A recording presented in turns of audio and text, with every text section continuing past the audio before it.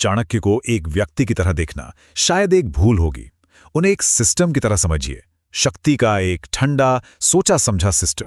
ये सिर्फ एक कहने की बात नहीं है, ये शक्ति के असली रूप को दिखाता है। एक ऐसी ताकत जो सिंहासन के पीछे से काम करती है और सीधे इंसान के मन की गहराइयों में उतर जाती है। अक्सर चाणक्य की छवि एक नैतिक गुरु की तरह पेश की जाती है, पर आज हम इस छवि के पार देखेंगे। हम उस रणनीतिकार से मिलेंगे जिसके लिए नैतिकता कोई सिद्धांत नहीं, बल्कि राज्य को बचाने का एक हथियार थी। तो चाणक्य का असल मैदान कोई भौतिक शक्ति नहीं थी। उनका असली लक्ष्य था मन पर कब्जा करना, मनोवैज्ञानिक प्रभुत्व। उनका मानना था कि धर्म और काम भी अर्थ के बिना अधूरे हैं, नामुमकिन है। असलियत बस दो चीजों में है, राज्य की दौलत और उसकी सुरक्षा। बाकी सब महज एक रणनीति है। चाणक्य की सबसे बड़ी देन शायद यही थी कि उन्होंने लड़ाई को मैदान से उठाकर दुश्मन के दिमाग में पहुंचा दिया। ये एक अदृश्य युद्ध है।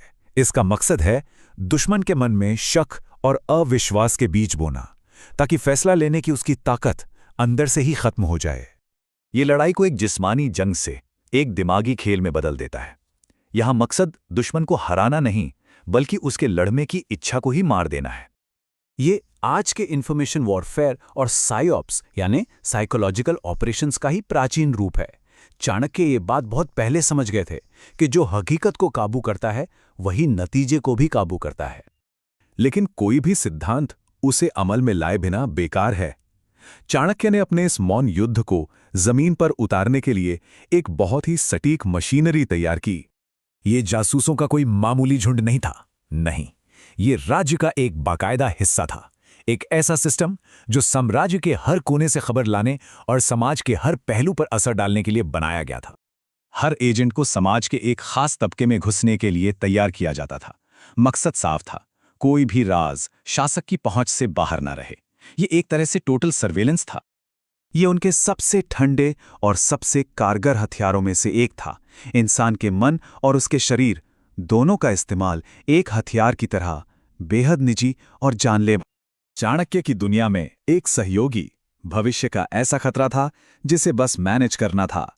वफादारी कोई ताकत नहीं, बल्कि एक बोझ थी। अब ये सब सिर्फ पुराना इतिहास नहीं है। चाणक्य का बनाया हुआ ढांचा आज 21वीं सदी की जियोपॉलिटिक्स में भी खतरनाक हद तक प्रासंगिक है। देखिए, मैकियावेली और संतुच से अलग कौटिल्य का सिस्टम कहीं ज्यादा बड़ा था। मैकियावेली राजा की ताकत पर फोकस करते हैं, संतुच जंग में जीत पर। लेकिन कौटिल्य वो तो इकोनॉमिक्स, जासूसी और राज्य की भलाई, इन सबको नेशनल सिक्योरिटी के एक ही धागे में पिरो देते हैं। वो सिर्फ जंग जीतने की बात नहीं कर रहे थे, वो एक साम्राज्य बनाने और उसे हमेशा के लिए टिकाए रखने का ब्लूप्रिंट दे रहे थे। आज की रणनीतियों को देखिए, चाहे वो रूस का ग्रे जोन वॉरफेयर हो या पश्चिम के इकोनॉमिक सैंक्शंस, ऐसा लगता है जैसे ये सब सीधे कौटिल्य की किताब से निकले हैं, बस नाम बदल गए हैं, सिद्धांत आज भी वही हैं। दुनिया की बड़ी से बड़ी इंटेलिजेंस एजेंसियां, चाहे वो ये बात जाने या ना जाने, आज भी उसी रास्ते पर चल रही हैं जो कौटिल्य ने बनाया था। कंट्रोल, इन्फ्लुएंस और सैबोटेज, इनके नियम कभी नहीं बदलते।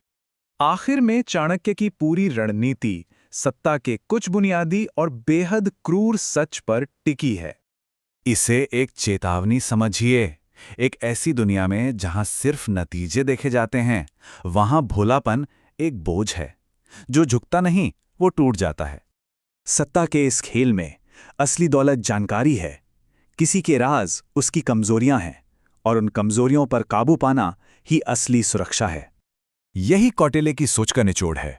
हाथ पर हाथ धरे बैठना कोई ऑप्शन नहीं है।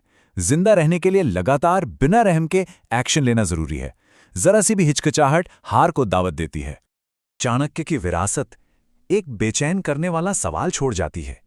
क्या आज की दुनिया सत्ता के उस पुराने खेल से वाकई अलग है, या हमने सिर्फ चेहरे पर नए नकाब पहन लिए हैं, जबकि खेल आज भी वही है?